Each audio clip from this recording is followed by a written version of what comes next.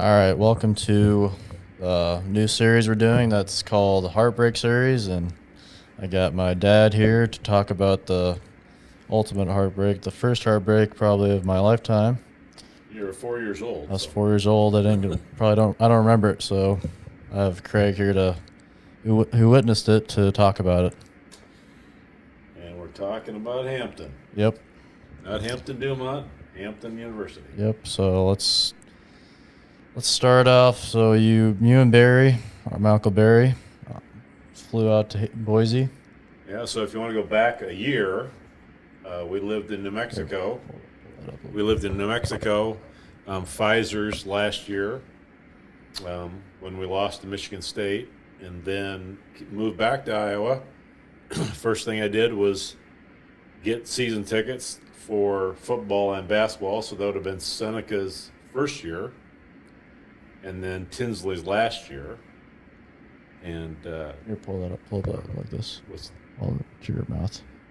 So that was Tinsley's last year, and it was a lot of fun. So I beat Kansas, a lot of fun games, and Yeah, Tinsley never lost in Hilton. Right. You got to see his last year there. got your older brother's Tinsley's last game against Texas Tech, I believe, in It was Hilton, Nebraska. Nebraska. Stayed around to get Tinsley's autograph and waited a long time. He came out, signed it. He sat in the end seats and signed every autograph till there was nobody left, and actually even put Michael on his knee and got his picture taken with him. And Michael was forever a Tinsley fan after that. And then Our dog's named Tinsley now. and our dog's named Tinsley, right? And so then my brother, who's an Iowa State grad like myself, so we decided we were going to go to the NCAA tournament wherever it was at. So it was in Boise, Idaho. We're number 2 seed. Just got done watching it again, by the way, on YouTube. Yep. So we'll interrupt you there, which I don't get. Looking back on it, Arizona was a 2 seed who got Kansas City, which I don't think back then they even cared about where the 2 seed was, because I think Kentucky was in New York and Duke was in like Louisiana. So that's kind of a silly thing they had back then. So now they call it the pod system and boost attendance. And I think that was the beginning of it, where they realized they could make more money by getting more fans. So imagine that game in Kansas City. Yeah, it's a totally versus, it might not be the end of the world, but you can see it from there at Boise, Idaho. I mean, we'd have our own fans instead of random teams fans that were cheering against us the whole time. Yeah, so Arkansas, I think it was Georgetown, played Arkansas in the game before us. Because this is the story, the backstory. My brother and I, couldn't really afford good plane tickets to get out there. And so that was when Priceline.com was first coming around. So we were trying to find a way to afford to be able to go out there. So we flew out, I believe it was on a Thursday, maybe a Friday.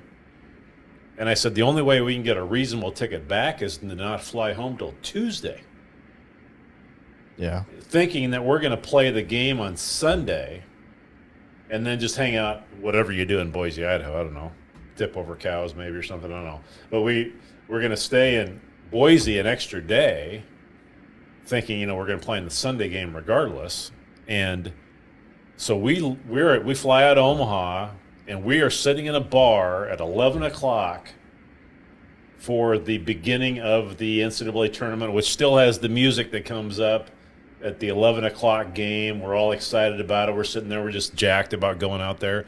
And we knew that our flight time, we were barely going to make the game if we had any problems. We had to go through Denver. And so we get off the plane. We check into our Super 8 hotel, drop off our bags, take a cab to the game, and we walk in at halftime of the game before us, which I'm pretty sure was Georgetown and Arkansas. I could be wrong. Yeah, it was Georgetown, Arkansas. Georgetown by 2. Yeah, it was a close game. And so then we sit down in our seats, and the guy next to me stunk so bad. And he said he had driven from Ames and slept in his car for 2 nights with his dog just to go to that game. You at least were that guy. Oh, my gosh, it was brutal. So yeah, so that's kind of and so then we sit through the game. We're thinking we're going to be there a long time, and then it turns in. I just told you that when it got close, it turned into Lawrence. Pick a place. It was a road game, and everybody was cheering against us. And Just so stupid. And like think about that. Like if we would have had it in Kansas City, it's usually the other way around. Like, oh, our crowd picks us up and we win by 20.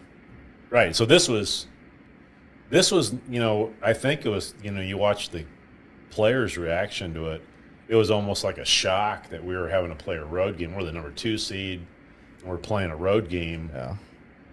And then we just, as you pointed out, we got beat fairly badly by Baylor in the Big 12 championship game. We lost.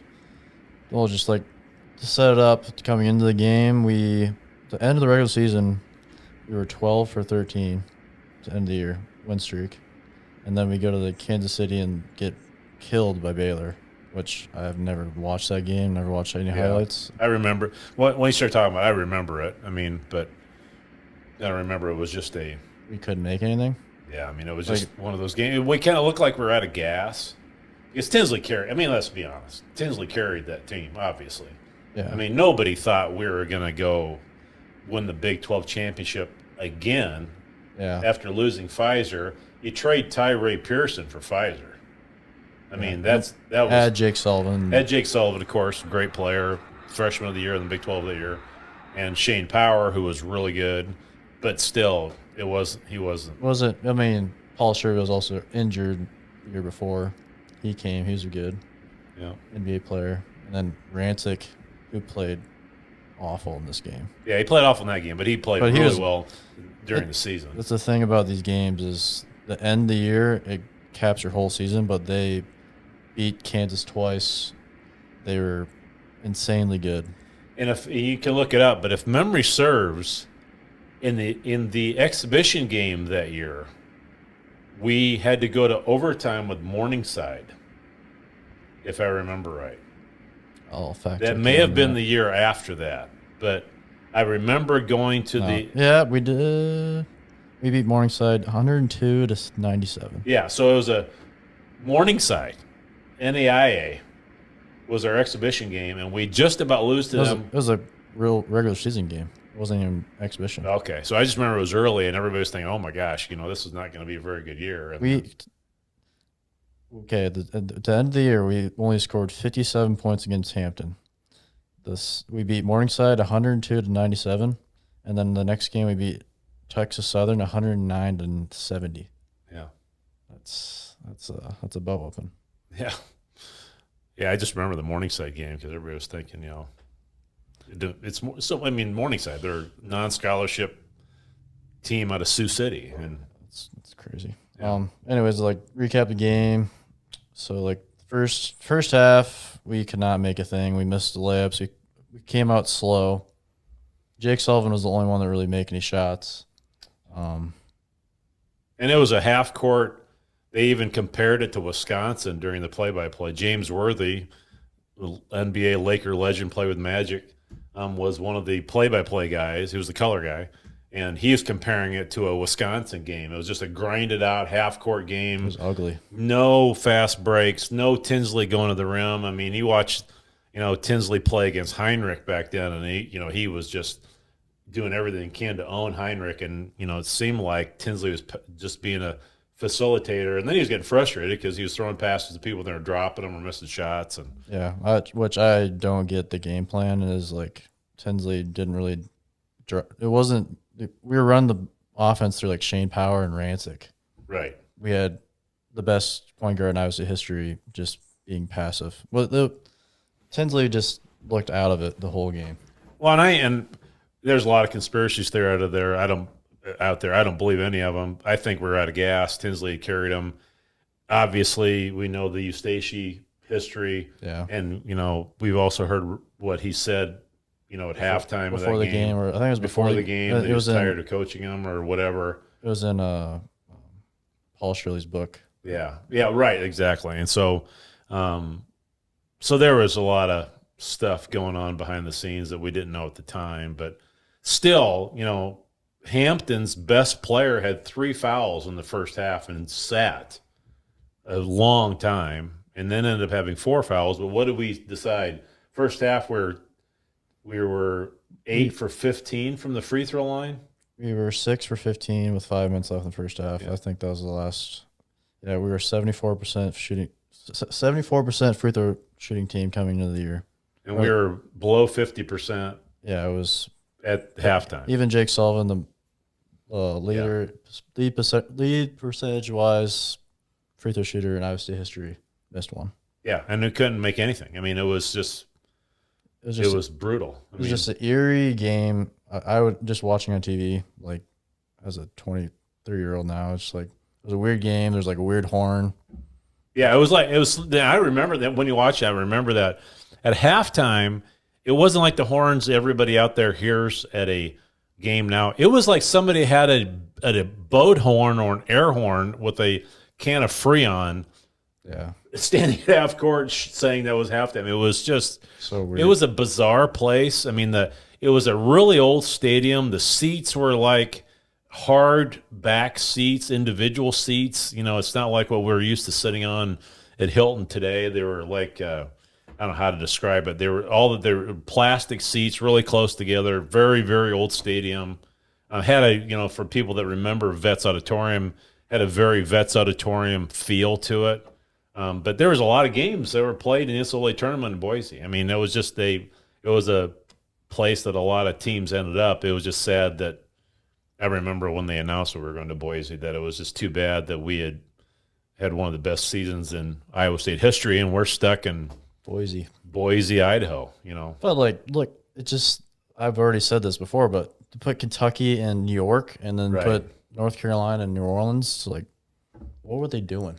You know, I think maybe they were doing it as a way to even things out. I mean, Georgetown was in Boise. I mean, how many? So this is what I guarantee you happened. You watch that game, you look at the crowd. There weren't any Georgetown fans there. There weren't any Arkansas fans there. These were the locals. Yeah, it's probably these were the Boise locals that were basketball fans that got to go watch really good basketball, because I hate to say it, Boise State was not a powerhouse basketball team back then.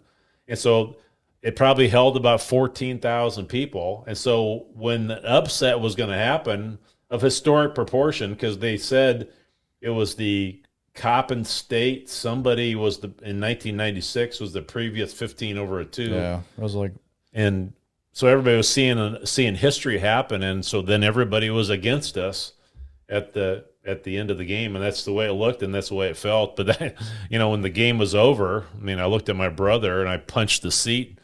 That I was sitting in. I look at him and goes, "We're stuck here to flipping Tuesday," and it was Thursday. Yeah. And so that's what I went back and got on the phone and found a one-way ticket back to Omaha, and I was sitting in my living room about 1:00 the next day watching basketball. Yeah. To talk more about the game. Rancic, the missed alley-oop in the second half. We were up 11 with 7 minutes left. Yep. And then Hampton goes on a 10-2 run. Scored 2 points in 6 minutes. Kentra Horton played really bad, which is... don't ever... I mean, if Cantrell ever hears this... No, just Cantrell was one of my favorite players. No, he never lost in Hilton.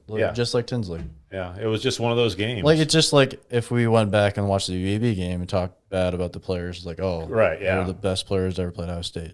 And we were that one, too. We're just talking about this specific game. Yeah. You would probably say that. We did everything we could to lose. Yeah, that's a good point. I mean, we did do everything we possibly could to lose that game, because at one point when they went on their run, we scored 2 points in 6 minutes. We missed a bunch of free throws in the first half. We missed an alley-oop dunk.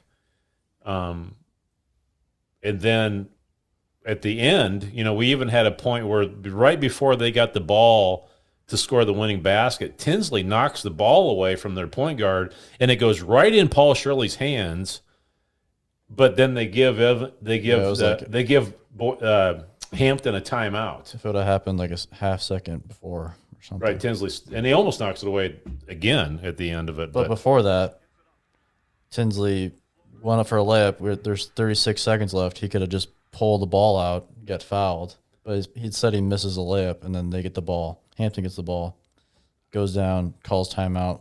Just what you just said. Tinsley knocks the ball loose, like half a second before he calls timeout. They get the timeout anyways. Hampton comes out of the timeout, makes a crazy shot.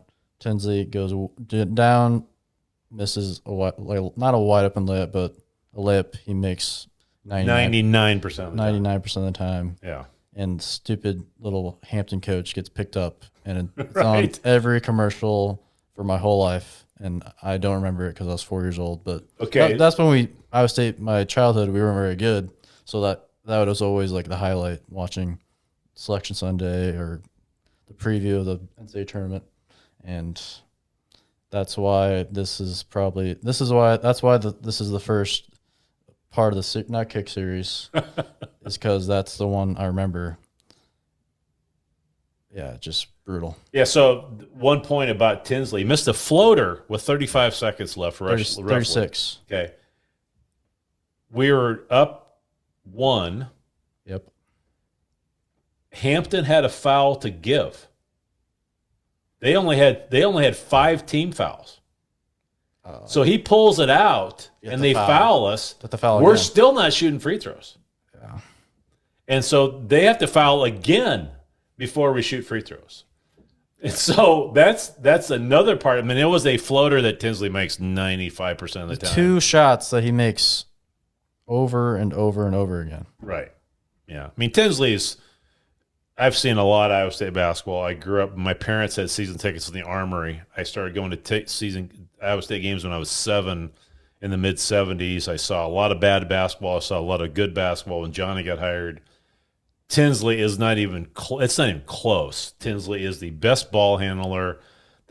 When he wanted to, one of the best defenders I've ever seen live. The strongest hands. Right. I grew up watching him like on the highlight tape, so I'm pretty biased because I saw all of his highlights. But no, like Monte was close, the closest we'll ever get. But Tinsley when he turned it on, was the most dominant, probably top 3 most dominant player at Iowa State. Oh, I mean, and when he turned it on was a good thing, was a key. But if you go back and watch him as a junior, he couldn't throw it in the ocean when it came to threes. Yeah. And then as a senior, he became a threat from the three-point line, which completely changed his game. Yeah. Because, I mean, they called him the abuser at Rucker Park in New York. And I think a lot of it had to do with his hands. But, and John Sunvold used to be the announcer, talked about he had the ball on a string. I mean, there's still that famous highlight where we're playing, I believe, Colorado, and they're trying to knock the ball away from him. He gets knocked to the ground. He's on one knee. Yeah. He ends up getting up, and then he does a no-look pass to Paul Shirley for a dunk. Yeah. One of the greatest plays I've ever seen. And you compare him to Monte. Monte is a terrific basketball player, much better shooter than Tinsley was. Much as far as the game goes, never turned it over. That's what made him great, and that's why he's making a lot of money. But just from a pure, I don't know, it's hard to describe. Pure basketball, gifted person that can handle the ball, pass it, defend anybody. Tinsley, it's hard to not say he's the best. He's the best. Yeah. Imagine if what Monte has on Tinsley is Monte played 4 years. If Tinsley played 4 years, there'd be no doubt. And Tinsley never lost to Kansas. Never lost in Hilton. Never lost in Hilton. Won 2 regular season titles. Right. Which is nothing to scoff over. And should have been a national champion without the Michigan State game. And still, I mean, when he's talking about Tinsley, the highlight that stands out in my head is his junior year playing Oklahoma in the semifinals, I believe, with the Big 12 tournament. It was the championship game. And he goes between the legs of one of the best, Hollis Price, one of the best guards in Big 12 history, goes between his legs to go by him. And John Sunvold says, Hollis Price wants to know what just happened.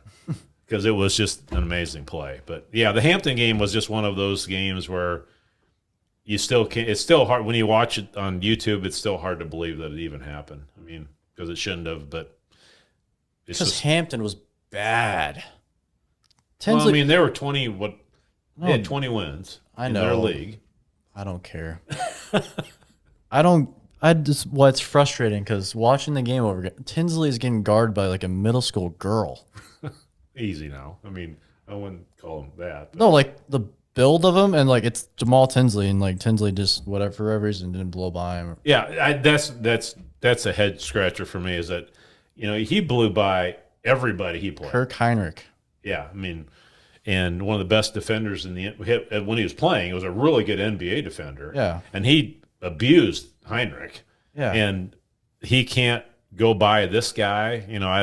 I don't know. I honestly think Tinsley just thought we're going to win this game one way or the other, and he also probably was tired of listening to Eustace. Yeah, I mean, that's a whole nother story. I mean, one of my claims to fame is I was at the Missouri game that the famous pictures came out of. I mean, yeah.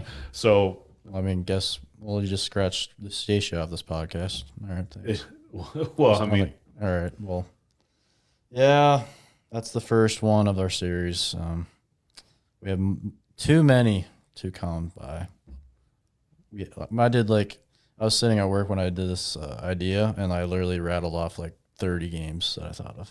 30, that's a lot. But Hampton's at the top, one of the top of the list. I was also at the Seneca think he's in game. I mean, yeah, we'll do an episode on that one too. Yeah, I mean, there's a lot of them that are out there, but Hampton was painful for me personally. Yeah. Because my brother and I, that was the first game, probably the only game we ever went together, just him and I. Yeah. And he's one of the reasons he was the first one of my family that graduated from Iowa State. My sister ended up graduating from Iowa State as well. They're both 10, 12 years older than me. I ended up going to Iowa State partially because of them.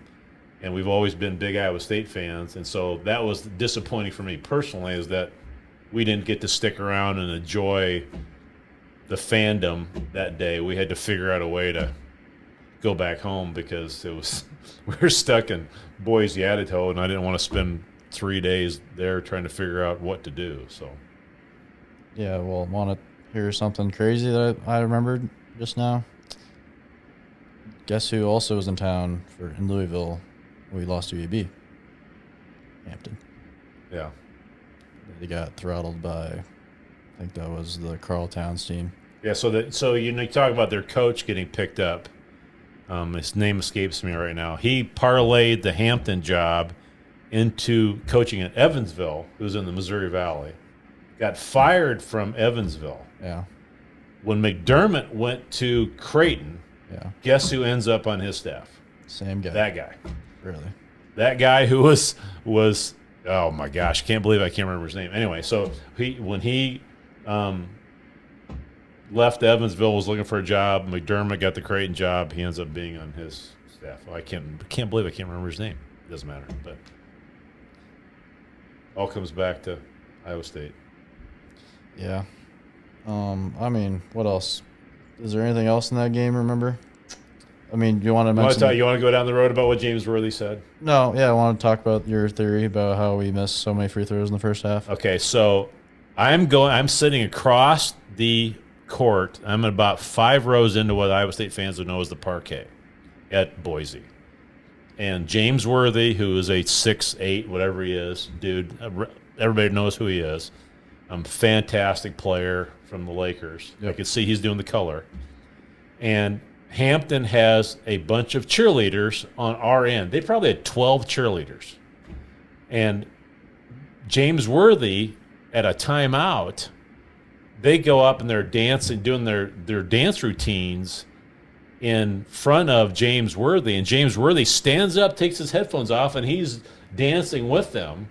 And then Cantrell, Horton, and Tinsley, when they come out of a timeout, Tinsley's got his arm on on Cantrell's shoulder, watching the cheerleaders too, and on that end where their cheerleaders were is where we could not make a free throw. Shot 34% from the free throw line. Yeah, and so I don't know if there's anything to it. I said it at the time. I told my brother. I said, we can't make a free throw because we're too busy looking at their cheerleaders. Now, whether that's true or not, I don't know. But the ironic thing is, I had never sat down and watched the TV broadcast of it. At the opening tip, James Worthy said, "My brothers went to Hampton, and the one thing you're going to find out is they've got some of the best cheerleaders and the best band in the country." The NEAC League, my brothers went in this conference to school, and you're going to see the best cheerleaders and the best band that you're seeing all day long. Trust me. He says that during the first 30 seconds of the game. So take it for what it's worth. That's my theory. Still should have won. Steve Murfield. Steve Murfield, that's right. Yep, Steve Murfield. Yep. It was only when the tournament was against Tinsley. So where's he at now? Where'd he go from Creighton? I know he left Creighton. I don't think he's in the coaching right now. Yeah. Steve Murfield, the guy that gets picked up, his feet are up in the air like he's crazy. I'm so glad I was 4 years old when that happened. And then we sucked for a long time. So then the next year, Tinsley's gone. And did you know that we didn't win another road game from the Big 12 until the Texas game against Holman, 2005? Yes, because I think I was at the game with the Big 12. Our Hilton record got snapped by San Jose State, who Terry Carroll was a former Eustace assistant, was the head coach, I believe. Really? And he's the one that beat us in Hilton to snap the streak when Jake Sullivan would have been a sophomore. That was when we had another guard we brought in from Tim Barnes? I think it would have been, no. Can't remember his name. Ricky something. And then John Neal, I believe, was a freshman then, possibly. Yeah. Anyway, another story. But So yeah, Hampton game will go down in history as one of the gut punches in Iowa. All gut punches. Yeah. Yeah. And I was there, unfortunately. Well, unfortunately, we have many more episodes to do about this, and I think the next one we'll do is probably do the Seneca game. Me and Michael were talking about doing the Nebraska game. The last time we played Nebraska, Austin Renaud. Oh yeah, the go for two. Yeah, that one hurt. Yeah, that one did hurt. So look forward to those, and sorry I had to recap. If maybe someone was at the Hampton game, could reach out and say, where are you sitting? I'd love to know. Were you there? Do you know the guy that lived in his car? That's all I want to know. Or do you think the cheerleaders are the reason why we lost? Yeah, I'd love to hear that. Yeah. All right. So, hey, make sure you're rating and reviewing. Sound the sirens. Yeah. Get us some more followers. Yeah, we need to. He's doing this just for pure of the love of Iowa State. No other reason. Not making any money. Just loves Iowa State and loves talking about it. So get the word out. Sound the sirens. All right. I'll take that. All right. See you.